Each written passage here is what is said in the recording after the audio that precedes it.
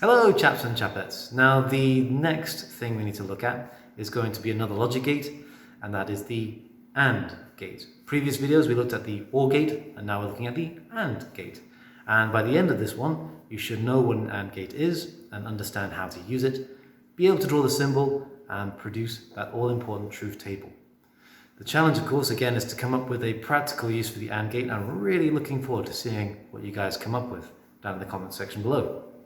So, what is an AND gate? Well, again, might not be ever so clear from the diagrams I've got in front of you right now, but an AND gate will give you a high output voltage if all of your input voltages are high, or basically a 1 instead of a 0. And that's going to be really confusing from the statement I've just made, so let's just show it to you right now.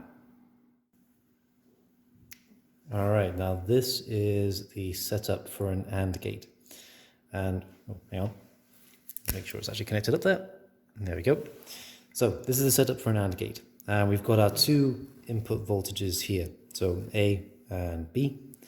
And this thing is only going to give us a high value out. We can just move that there. There we go. So if we turn one on, light bulb doesn't turn on. So that's not working. If we turn the other one on, light bulb doesn't turn on. So therefore not working. If we turn both on though, boom, light bulb actually turns on. So the way you can imagine this is being like a series circuit where you have a switch here and a switch there in series, and then the whole thing will turn on provided that both your input voltages are high. Now that's not how it's going to be inside the actual circuit, but it's a good way to imagine it.